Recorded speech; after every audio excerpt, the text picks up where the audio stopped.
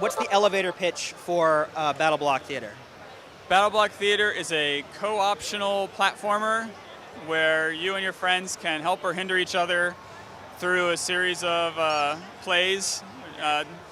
And you can also play the arena battles against each other. Is this going beyond the elevator now? But now we're getting off the elevator. But yeah, and then you also have arena battles where you can just battle it out in a variety of settings. Okay. Very cool. So how long was Battle Block Theater in development for? Around 4 years. Yeah. Okay, so tell me a bit about the way that you guys develop your games. Because I imagine that it evolved quite a bit over the span of those 4 years. Yeah, the process is very iterative. We don't have like a whole thing planned out when we start. That quote, find the fun, we're always just tweaking it and trying to make things more fun. Battle Block itself was sort of a spiritual successor to PDA games, which was a mini game we made for Alien Hominid. And it's just sort of over the years of development, we just kept talking about other ideas that could go into that, and it all sort of eventually became Battle Block. But even then, it did keep changing throughout its development. Went through a lot of things of like, does it have these weapons? Does it have bosses? Does it have this? And a lot of that just evolved over time. So how do you prevent yourself from forcing an idea? Like, so if you've got an idea and it's not quite fun yet, but you want to make it fun, versus when you're like, this is never going to be fun. How do you tell the difference? It's tough because sometimes you'll implement something and it's not fun, and you'll spend a lot of time trying to make it fun, and ultimately you just end up having to scrap it. And that's always, it's always a little tough when you wondered, could you have made it fun? Or I have a web game, Cathode Ray Bots, and one of the things that like always vexes me about that is I'm in love with the idea. Like I was excited for years to do a game where it's like you can create a looping Mega Man boss battle. And so like a player runs around a room, fires his weapon, and then he kind of closes the loop and saves it, and then other players can fight them. And I feel like it could be this super big hit that everyone would love, but it never just quite was as fun. And it's one of those things where, could we have kept working at it and making that happen, or just move on? And I sort of decided, like, let's just move on. Let's get the concept out there. Yeah. It's like people do enjoy it, but it's not like a huge hit. Yeah. Maybe it's going to inspire someone to like make something that is the huge hit. Who knows? But so how artistic, by which I mean like visual art, is involved in these prototypes? Like, do you actually straight up like everything's drawn, or is it programmer art? It's early on. It's really nice to really get good art, because the good art inspires the game too. Like a lot of times, like it's hard to say what a boss will do until you see the art, because then you start to really, figure out like what this guy's motions will be. But other times it is programmer art, but that's usually like, for me, I like to do that further in when things are more, together. It's like then you can start throwing some programmer art in to like flesh other parts out.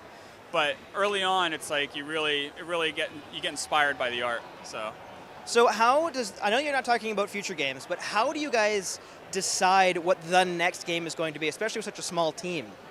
It's really just toss around a lot of ideas. We prototype and dabble with stuff, and some ideas sort of just like gestate over years in the background, for things that come up. And then it just sort of comes down to what seems to be the most fun and what everyone's the most excited about. So the last time I talked to you, it was almost entirely about Newgrounds. How does the structure or the feel of the Behemoth differ from Newgrounds in terms of the two different offices, the different groups of people? Oh, that's a good question.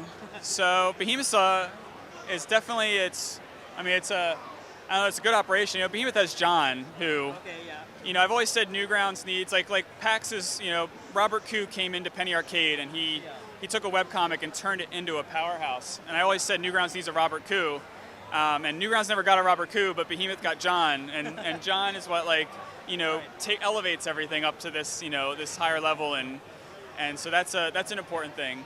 We have a good focus. Like right now, we have a very kind of consistent quality of what to expect from a Behemoth game. Where with Newgrounds, it's sort of like one of my problems that I've had over the years with Newgrounds is because it's so wide open. Everyone has a different association with it. Like you might associate with an awesome indie game, or you might just associate it with like something horrible, and that bugs me, because it's like I personally identify myself with Newgrounds. Like Newgrounds is sort of like me personified as website, so it's like you want everyone to like you, Where Behemoth is more of like are it's the same thing in a way, but it's also us. More of this, and we've got like this focused team of we're making things. It's not everyone else's thing. It's just like us focused, like a laser beam kind of thing. Yeah. So maybe I'm pushing too hard here, but would you say that you feel less personal identification with Behemoth versus Newgrounds? It's different because in a way I'm focusing, like nowadays I'm really like through console games is how I want to like represent myself. So I'm putting a lot of direct things into that, where with Newgrounds I've been trying to take a step back personally and just really embrace the more of the community, whatever. Yeah, it's a really tough question. It is like a weird thing because I've been evolving. Like Newgrounds has gone through like a big change with, like with YouTube and everything. It's like when a lot of artists left for YouTube, it's like it was kind of like a personal. It's like getting dumped, and it's like, and you have to learn not to take it personal because it's not personal. It's like no one hates you. They all still like you but you can't help but just feel like you failed them and they left you and you feel like just like a failure and a reject and so it's all about like kind of picking up the pieces of that and finding out how you want to move forward. And it's like my ultimate goal is for both Newgrounds, like I want Newgrounds to be my awesome party I'm throwing, and Behemoth to be what I'm personally kind of putting out there. It's like so they're both. Yeah, I'm like very personally invested in both, and I want them both to, to live up to their full potential. Do you think in some ways, and again, and you know that I love Newgrounds quite a bit, but do you think in some ways a smarter business person would have left and gone pure Behemoth, and it's your emotional side that's keeping you in Newgrounds? So wait, would you say like? Not that you're not a smart business person. No. But you say it's my emotional side keeping me at Newgrounds versus?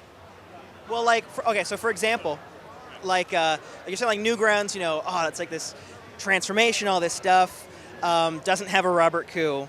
Behemoth has John Koo, his twin brother, and I have to imagine in some ways it's like, like big explosive thing, where it's like Newgrounds is like, oh man, it's like, and if you know about the history of Newgrounds, which I'm sure you do, I'll recap you. There's the trauma stuff, and there's all these. It's like it's these like getting beaten into submission almost, and it's like. Whereas with Behemoth, I'm sure it's very difficult, but it's a bit more of like stepping in high cotton, as some people would say. Do you think Robert Koo would have stuck with Newgrounds as long as you have?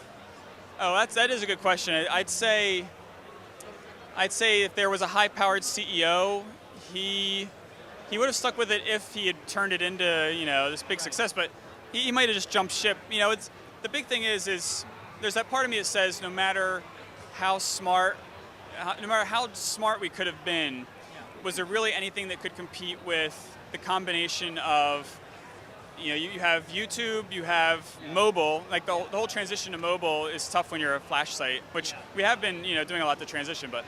And then even stuff like AdBlock, more than half of our users are running it. So it's like, that's another thing. It's like, even without these other factors, we could have been, in better situation for sponsoring content and stuff like that. But so it's sometimes you have to say, no matter how smart we could have been, just the amount of money and power that we're up against, just, maybe that's like insurmountable, but I still want to keep trying, I still want to keep trying to surmount it.